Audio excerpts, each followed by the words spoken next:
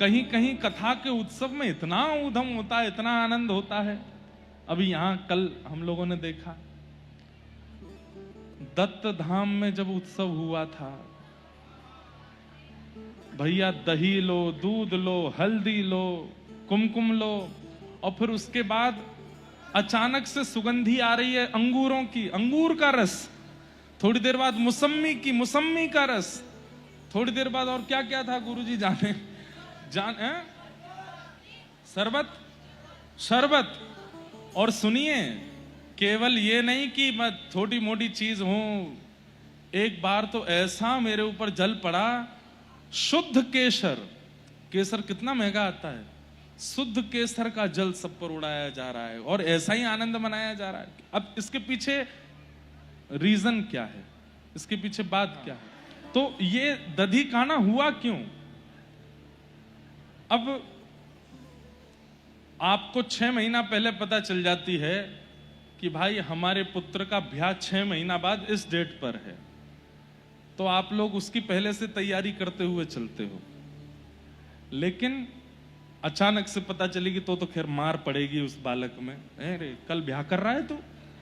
लेकिन नंद बाबा की स्थिति ऐसी, बस एक बात समझाने की ऐसी है कि पहले से पता हो कि इस दिन पर ये उत्सव है तो हम पहले से तैयारी करते हैं, लेकिन पता चले आज ही कुछ मंगल में हुआ है तो अब व्यवस्था करने के लिए समय नहीं है, तो क्या करें? जो व्यवस्था पास है उसी से उत्सव मना लो। तो जैसे ही सुबह सुबह का समय नंदा सुनंदा कहती गई है गो, सब ब्रजवासियों को पता तो थी कि कुछ होगा, लेकिन ये नहीं पता थी लाला होएगो। लेकिन जैसे ही पता चली कि लाला भयो है, तो उस समय ब्रजवासी की गोपियां कोई दही मथ रही हैं, कोई दही हंडी में माखन धर रही हैं, कोई दूध निकाल रही हैं। सुबह सुबह का समय, उस समय गौरस संभालती हैं। तो उसी समय जिस स्थिति में सुनाई दिया कि लाला भयो है, तो इतने आनंद में भर गई कि महाराज दही लेकर के एक दूसरे पर उछाल के बोली बधाई हो। बोले काय बात की बधाई? नंद जी के लाला भयो है, या बात की बधाई।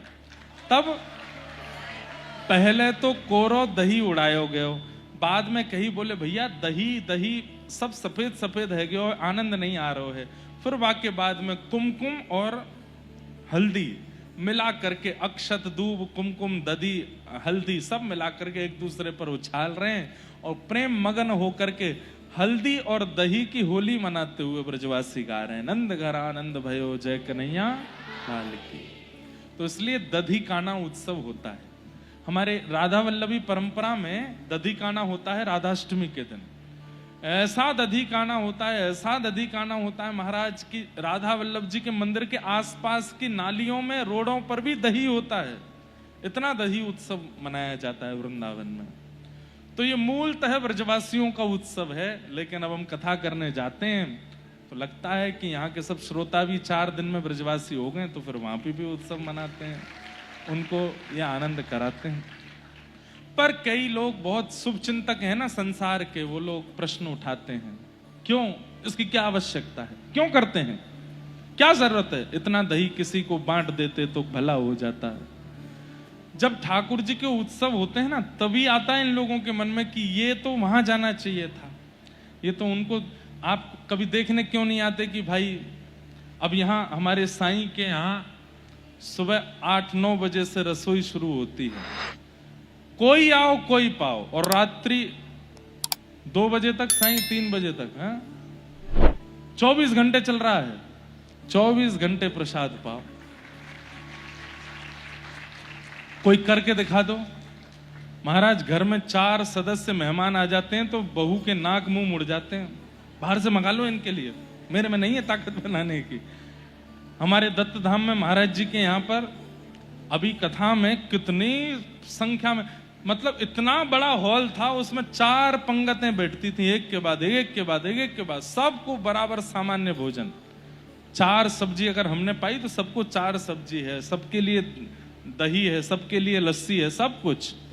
तो इन लोगों की सेवा तो आकर के देखो। किसी ने प्रश्न उठाया नहीं, पर मैं आगे के लिए आपको बता रहा हूं। कोई उठाने लग जाए ये क्या दही उत्सव मनाते हो आप लोग, दही बर्बाद करते हो ना। हमारे लाला को जन्मोत्सव भयो है, हम उत्सव मना रहे हैं। हम उत्सव मना रहे हैं, हम तो खूब नाचेंगे, आनंद करेंगे। तो ऐसा ही उत्सव व्रजवासियों ने मनाया।